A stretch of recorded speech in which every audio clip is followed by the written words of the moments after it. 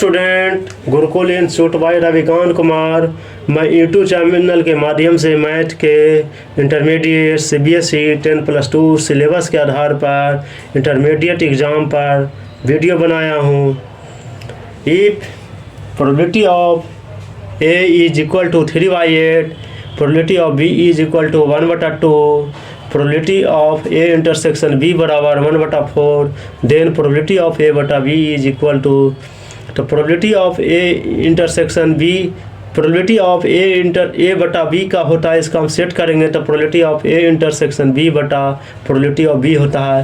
तो इसलिए probability of A intersection B का 1/4 है वैल्यू, और प्रोबेबिलिटी ऑफ बी का 1/2 है, तो 1/4 गुने 2/1 हुए बराबर 1/2 आंसर आया। The answer is B. If A and B are two independent event, then इसका जो दिया था इंडिपेंडेंट वैल्यू का हमेशा P A into P A B know that P A into B बराबर होता है P A probability of A into probability of B होता है। अब देखिए इसमें दे दिया condition probability of A into B dash पर कर देंगे तो P probability of A into probability of B dash हो गया। आंसर इज बी गया। द मैट्रिक्स 3, 5 और 2 के का मैट्रिक्स है 2/2 का हैज नो इन्वर्स, इसका इन्वर्स पर नहीं करना है।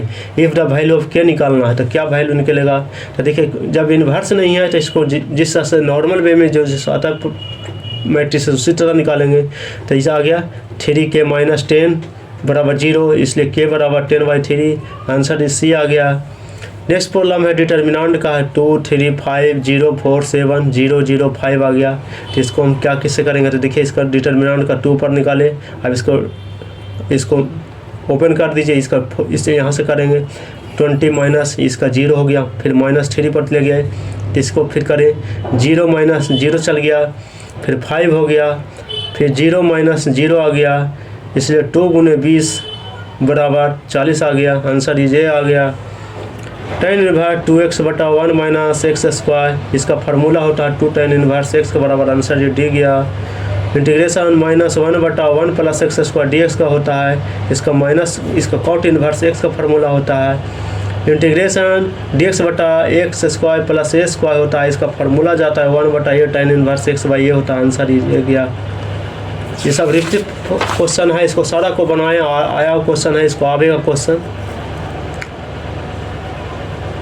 Prove that 4 cot inverse 3 plus cosec inverse √5 है बराबर 5 पाई है। इसको सिद्ध कैसे करना है LHS।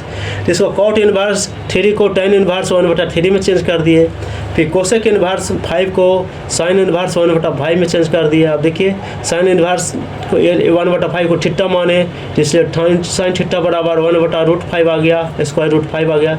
जिसको लंब बटा कर्ण होता है, इसको कर देंगे, ये हो गया। फिर बेस को निकालेंगे तो 5 - 1 का 2 आ गया, इसलिए tan थीटा बराबर लंब बटा आधार होता है, तो इसलिए tan इनवर्स 1/2 चल गया। LHS निकालेंगे, द 4 cot इनवर्स 3 जोड़ कोसेक इनवर्स 5 आ गया।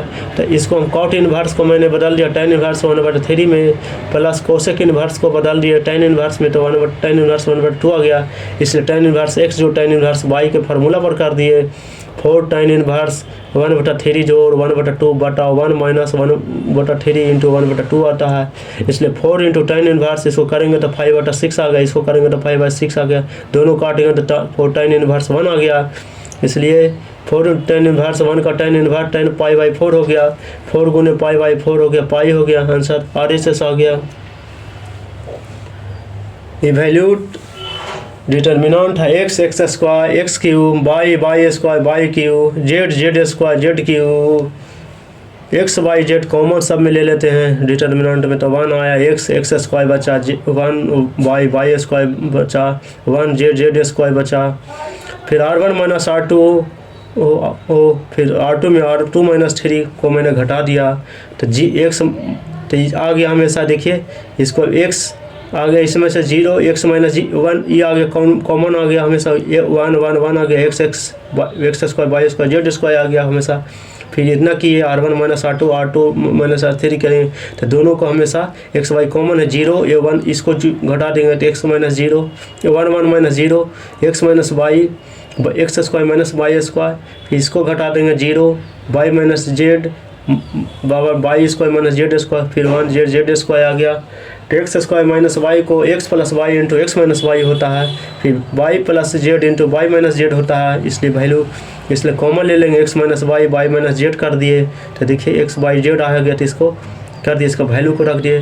फिर देखिए इसको 1 0 1 X plus Y 0 1 Y plus Z 1 Z square आ गया, इसलिए X Y Z into X minus Y minus Z into Z minus आ गया, हिंस द रिजल्ट आ गया।